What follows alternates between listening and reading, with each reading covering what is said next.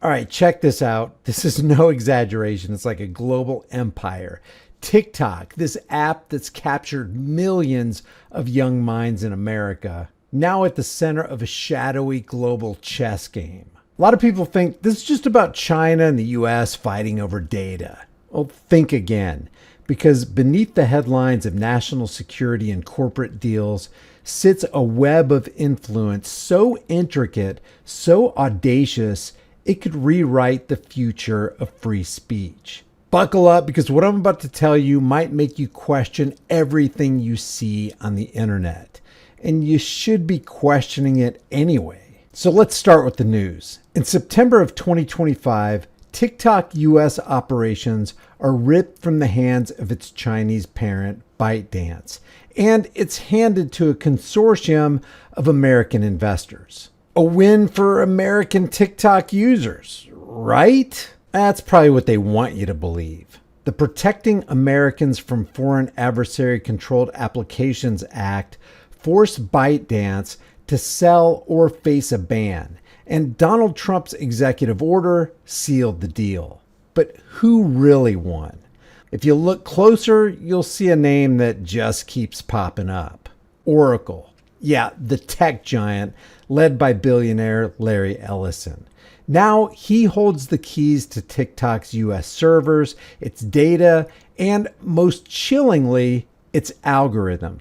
It sounds like a clean American takeover, but here's where the plot thickens. Larry Ellison isn't just a tech mogul, he's a man with deep, almost obsessive ties to a foreign power. Not China, not Russia, but Israel.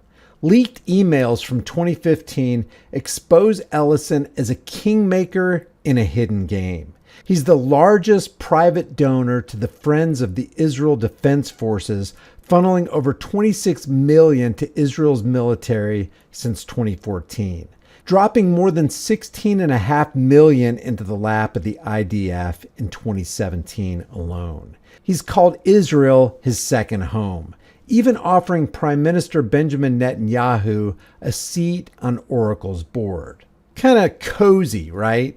But it gets darker. Ellison was caught vetting U.S. politicians for their loyalty to Israel, working directly with Netanyahu's inner circle.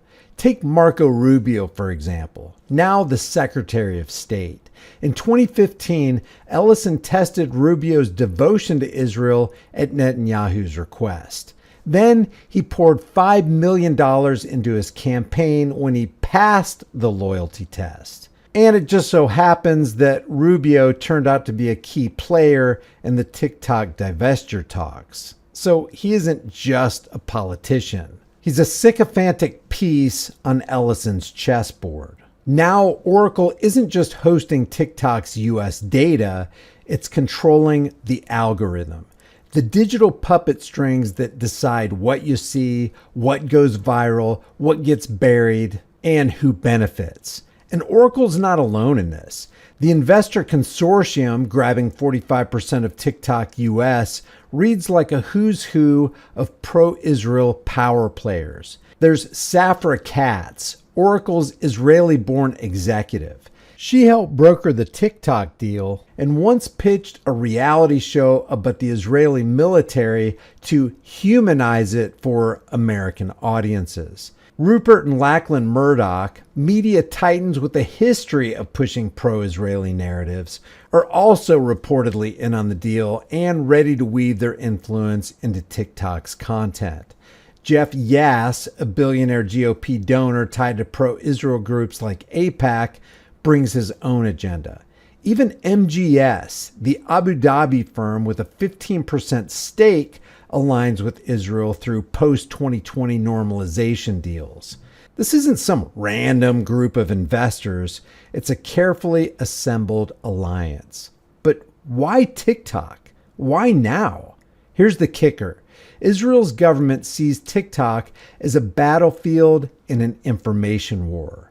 Remember the letter Charlie Kirk supposedly wrote to Netanyahu in May of 2025?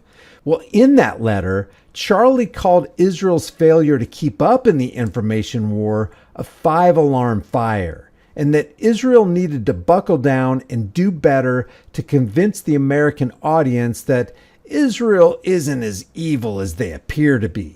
And Netanyahu himself in September of 2025 called the TikTok acquisition, quote, the most important purchase going on right now. And then he started meeting with pro-Israel influencers to weaponize the platform. Why? Because TikTok's algorithm has been amplifying pro-Palestinian voices, especially among young Americans, 43% of whom get their news from the app. And that's a problem for a government desperate to control the narrative, especially after October 7th, 2023, when global sentiment began to shift. Oracle's already partnered with Israeli NGOs like Cyberwell, which is staffed by former spies, to scrub BDS activism from social media. Now, with TikTok's US algorithm under their thumb, the stage is set to tilt the scales, subtly, invisibly, but decisively. And let's talk about that algorithm, because it's not the same one that ByteDance uses globally. It's a licensed version hosted on Oracle's US servers, retrained and monitored under the watchful eye of a US board packed with cybersecurity and national security experts. Sounds secure, right? But who's really pulling the strings? Oracle's infrastructure has deep ties to Israel's surveillance and defense projects, even in occupied territories. Safra Katz once bragged about embedding love for Israel in American culture.